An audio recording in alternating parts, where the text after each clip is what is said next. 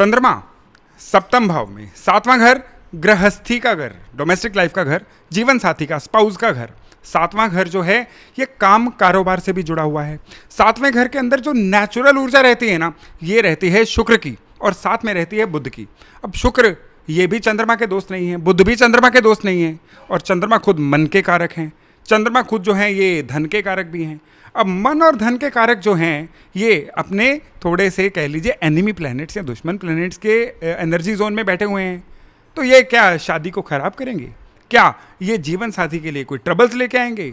जी नहीं, बहुत ही रोचक नतीजे होते हैं चंद्रमा के 7वें भाव में। तो चलिए जानते हैं चंद्रमा 7वें भाव में कैसे रिजल्ट देता है। नमस्कार, मेरा नाम है योगेश शर्मा और स्वागत है आपका astro lessons with Yogesh Sharma में। दोस्तों, ये चैनल जो है ये डेडिकेटेडली उन लर्नर्स के लिए बनाया गया है, उन सीकर्स के लिए बनाया गया है जो एस्ट्रोलॉजी को सीखना चाहते हैं। तो चलिए हम टॉपिक पे आते हैं। चंद्रमा जो होता है ना 7वें भाव में, ये इसको लक्ष्मी अवतार भी बोला गया है। यानी ये जो लोग हैं ना, शादी के बाद स्पेशली जब भी इनके जीवन में जीवन साथी आते हैं ना, तो इनका जो पैसे का घर है वो ट्रिगर होना शुरू हो जाता है, जीवन में पैसा आना शुरू हो जाता है। लेकिन यहाँ पे एक शर्त और भी रहती है कि चंद्रमा के ऊपर पाप प्रभाव कोई ना हो। जितना इस चंद्रमा के ऊपर पाप प्रभाव होगा ना, उतना ही ये पैसा आने वाला जो मामला है ना, थोड़ा डाइल्यूट होता जाएगा। चंद्रमा सप्तम भाव में हो और शुक्र जीवन में बहुत अच्छे हो ना, तो फिर जीवन साथी भी जो है इनके लिए एक लकी चार्म बन के आता है, किस्मत कनेक्शन लेके आता है। अब चंद्रमा 7th हाउस में हो और शुक्र खराब हो तो पैसा तो जीवन में आता है, लेकिन गृहस्थी खराब होती चली जाती है। अब यहाँ पे बुध का जो चंद्रमा के साथ कनेक्शन है ना, ये बहुत ही अजीब तरह का कनेक्शन है। चंद्र बुध एक साथ हो, बुध लगन में हो, चंद्रमा 7th में हो, यानी बुध के साथ या दृष्टि का संबंध हो या चंद्रमा के साथ हो, तो कहा जाता है कि इंसान जो है ये किसी ना किसी एडिक्शन का शिकार हो जाता है। ये एडिक्शन नशे की हो सकती है, ये एडिक्शन कोई भी ऐसी हो सकती है। मानो मोबाइल चलाते रहना, मानो कोई एक ऐसा वियर्ड काम, अजीब काम करते रहना जिससे प्रोडक्टिविटी का लॉस हो। तो चंद्रमा 7th हाउस में कहा जाता है कि इंसान को किसी चीज़ की लत भी देता है। अब चंद्रमा 7th हाउस में होना, यहाँ पे कहा जाता है पढ़ाई पर लगाया हुआ जो पैसा है ना, ये कई गुना होके वसूल होता है। यानी ये इंसान जब पढ़े तो उस पढ़ाई को बीच में ना छोड़े। अब यहाँ पे टॉप करना ज़रूरी नहीं है, यहाँ पे रैंक लाना, नंबर्स लाना ज़रूरी नहीं है।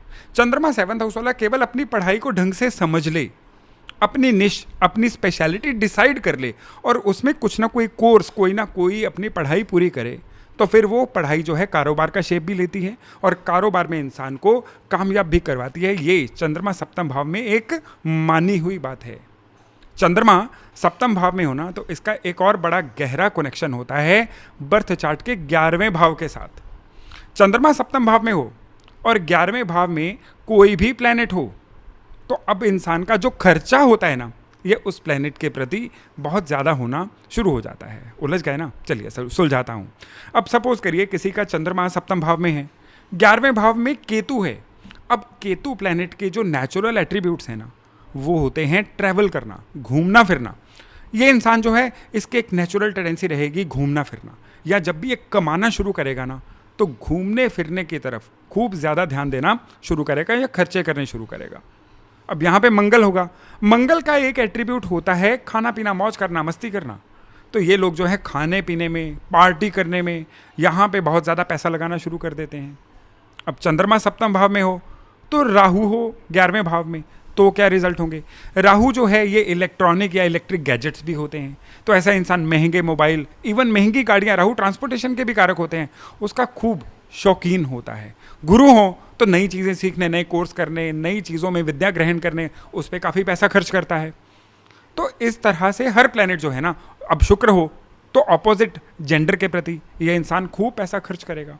तो चंद्रमा जो है ये 11वें भाव के प्रति खर्च बहुत ज़्यादा करता है, बशर्ते वहाँ पे कोई प्लैनेट बैठा हुआ हो। अब चंद्रमा सप्तम भाव में होता है ना, तो ऐसे लोगों की जो हैबिट पैटर्न होता है उसमें भी एक बड़ी विशेष चीज़ देखी गई है। ये लोग कई बार शेर व शायरी के शौकीन होते हैं, ओकल्ट विद्या के, ज्योतिष शास्त्र के, न्यूमरोलॉजी के, वास्तु के शौकीन भी हो सकते हैं। इसको सीखना भी इनको बहुत ज़्यादा सूट करता है। चंद्रमा सप्तम भाव में होना तो ऐसे लोग थोड़े से डिफरेंट नेचर के होते हैं। थोड़ा आइसोलेशन में रहना, या कह लीजिए कि अपने आप में ज़्यादा मस्त रहना, इनको कंपैरेटिवली ज़्यादा अच्छा भी लगता है। अब चंद्रमा सप्तम भाव में हो, इंसान की गृहस्थी में कोई दिक्कत आ रही हो, चंद्रमा सप्तम भाव में हो, इंसान को धन दौलत में कोई दिक्कत आ रही हो, तो क्या उपाय किया जाए? सेवंथ हाउस के चंद्रमा यूं तो किस राशि से जुड़े हुए हैं ये एक बड़ा गहरा एक तत्व होता है, लेकिन फिर भी कुछ एक जेनरिक उपाय हैं जो सप्तम भाव के चंद्रमा के साथ किए जा सकते हैं। पहले तो घर में चावल अच्छी मात्रा में रखें, ये हमेशा इनको अच्छा रहेगा। सप्तम भाव में चंद्रमा होना तो चंद्रमा की चीज़ें जैसे कि चावल, दूध वगैरह को बेचना जो होता है ना, ये इनको सूट नहीं करता है। चंद्रमा सप्तम भाव में हो तो घर में धन स्थान पे चांदी की ईंट, कितनी, करीबन 70 ग्राम वजन की चांदी की ईंट अपनी तिजोरी में अपने धन स्थान पे ज़रूर रखनी चाहिए। और जिस लेडी के चंद्रमा सप्तम भाव में हो, जब भी अपने मायके जाए तो वहाँ से चावल अपने ससुराल में ज़रूर लेके आए। ससुराल में चावल लेके आना जो है ना, इनकी गृहस्थी के लिए बहुत अच्छा रहता है। सेवंथ हाउस के चंद्रमा हो तो यहाँ पे एक बड़ा बहुत बढ़िया उपाय, जो उपाय जहाँ पे किया जाए उनको भी अच्छा असर देगा और जो करेगा उनको भी अच्छा असर देगा। क्या है ये उपाय? ये उपाय है कि नई दुल्हन को, जिस दुल्हन की शादी को करीबन 40 दिन से कम यानी सवा महीने से कम समय हुआ हो, उसको बर्फ़ी देना। नॉर्मल जो दूध की बनी, मावे की बनी बर्फ़ी होती है, वो गिफ्ट करना। ये देने वाले के लिए भी अच्छा और दुल्हन के लिए भी अच्छा। ये एक ऐसी विन विन सिचुएशन है जिसमें दोनों पार्टियां जो है ना, उनका फ़ायदा हो जाता है। तो चंद्रमा सप्तम भाव में होना तो एक रिचुअल बना लीजिए, कभी भी आपको शादी का कोई इन्विटेशन आए तो नई दुल्हन को बर्फ़ी ज़रूर गिफ्ट करके आइएगा। ये एक बहुत ही प्यारा उपाय बन जाता है दोनों तरफ के लिए।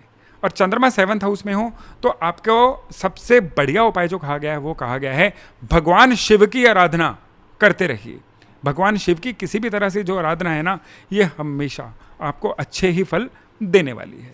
तो दोस्तों, ये था एक छोटा सा विषय कि चंद्रमा जब भी बर्थ चार्ट के सप्तम भाव में होता है तो ये नतीजे किस तरह से देता है। मैं आशा करता हूँ इससे लाभ लेके आप अपनी एस्ट्रोलॉजी को सीखने की जो जर्नी है ना, उसको और सुगम बना पाएंगे। तो चलिए, बहुत जल्द मिल रहे हैं एक और ग्रह के साथ, एक अन्य घर के साथ और एक अन्य जानकारी के साथ। जुड़े रहिएगा।